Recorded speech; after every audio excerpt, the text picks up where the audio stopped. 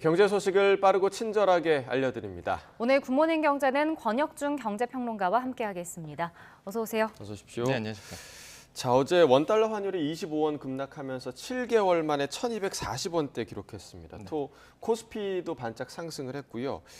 미국 경제 연착륙 기대감에 커진 영향으로 볼 수 있을까요? 네, 그렇습니다. 시장에서는 지금 미국 시장에 대한 그 연착륙 기대감이 좀 높아지고 있는데 대표적인 현상이 말씀하신 것처럼 이제 환율이 좀 낮아지고 있다라고 이제 보시면 되겠습니다.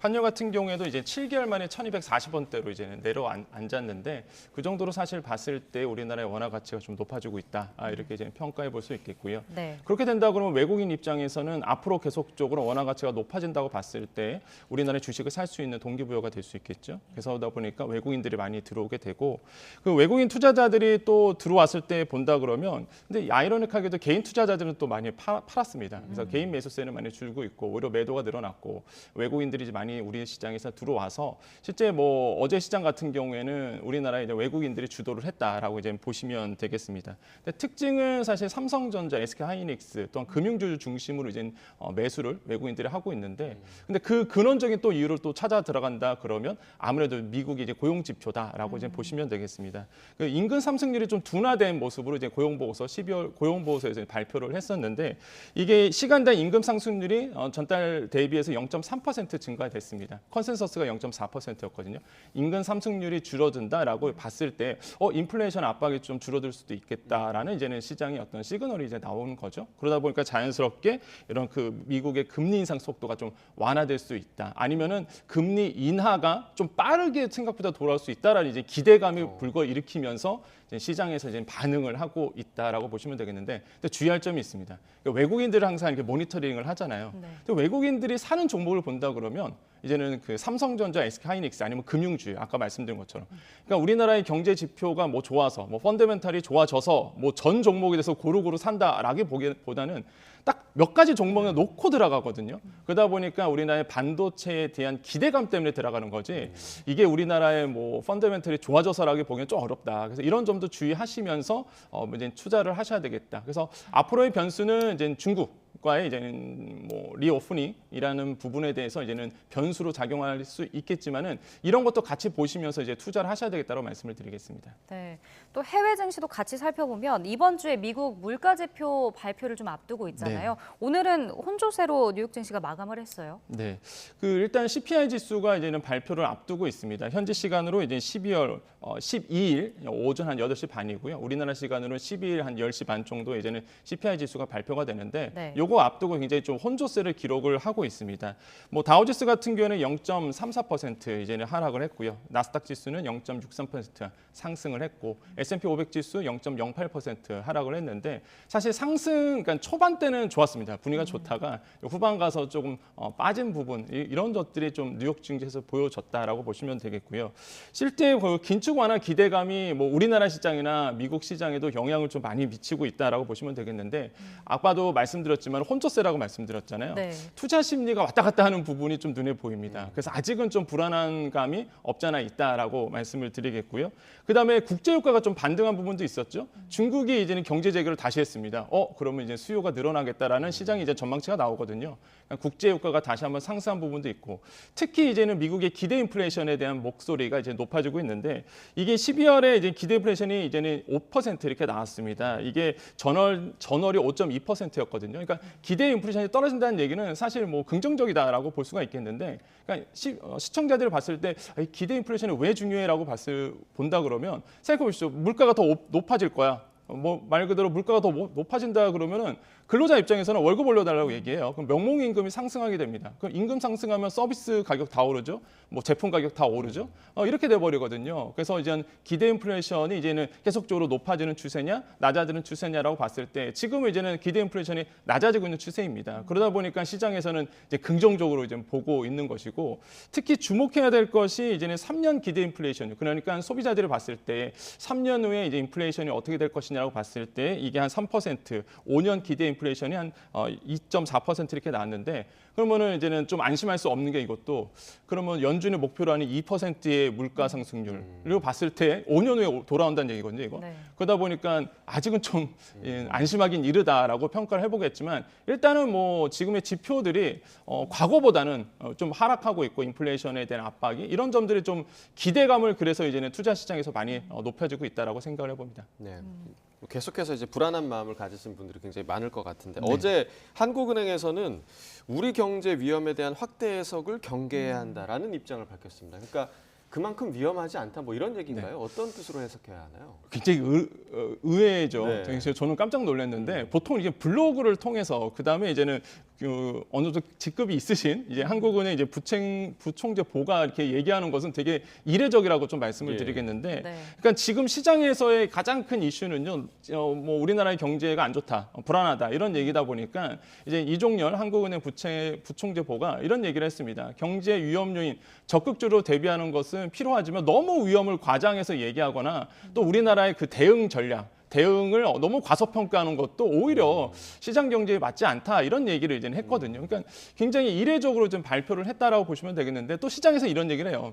얘기하니까 더 불안하다 이런 얘기도 하거든요. 어쨌든 간에 이종열 그 한국은행 부총보의 이제 논리는 뭐냐면 뭐 금융 불안 지수라는 게 있습니다. 이게 단기 지수인데요. 사실 단기 지수 같은 경우가 이제는 뭐 그 보고서에 나왔을 때 위기 단계까지 갔었어요. 근데 이제는 그 논리는 뭐냐면 그 당시에 11월 달에 워낙 단기 금융 시장이 안 좋았기 때문에 금융 어떤 리스크가 더 커질 때였다라고 이제는 얘기를 하면서 지금은 어느 정도 안정화됐다라고 이제는 얘기를 하고 있고요. 특히 이제는 많은 분들에게 영향을 미치는 가계 채무에 대해서 또 얘기를 했는데 가계 채무가 지금 DSR, 그러니까 주담대를 받으신 분들의 통계를 내보니까 DSR이 60% 이런 얘기는 아마 이제 금융보고서에 다 나왔던 얘기입니다. 그러니까 이것 때문에 시장에서 불안해하니까 그렇지 않다. 이거 따져보면 그렇지 않다. 왜냐하면 DSR이라는 게 총부채 원리금 상환 비율이잖아요. 네. 한번 더 차주의 이제는 연봉에 따져서 또한 내가 갚을 수 있는 능력을 얘기합니다. 근데 막상 주담대는 사실 가계 모두가 갚거든요. 예를 들어서 와이프도 있고 자녀도 있고 이거를 통합해서 사실 부채를 갚기 때문에 그렇게 따져보면은 DSR 40%다. 그러니까 너무 위험을 과장하고 있다라고 이제는 이야기를 하고 있는데 그러니까 오히려 시장에서는 뭐 어느 정도 일리는 있다라고 이제는 얘기를 하고 있지만 오히려 이렇게 이례적으로 발표하는 걸 보면은 더 불안하다는 얘기가 지금 나오고 있거든요. 그래서 지금 뭐 시장에서는 뭐 혼조하다 이 부분에 대해서는 아직은 뭐 정리가 안 됐다라고 좀 말씀을 드립니다. 네. 자, 그런 거면 부동산 시장 그 경착륙을 방지하기 위해서 정부도 지금 계속 규제 완화에 속도를 내고 있는데 그 중에 하나가 또 특례 보금자리론이 이달 중에 출시될 예정이라고 합니다. 이게 왜 이렇게 작년에 사실 그 안심전환대출도 나왔었잖아요. 근데 흥행에 생각보다 실패했었는데 이번엔 어떻게 효과가 있을 것으로 보시나요? 효과 저는 있을 거라고 보여집니다. 사실 작년에 나왔던 안심전환대출은요 실패할 거라고 시장에서 다 예상했었어요.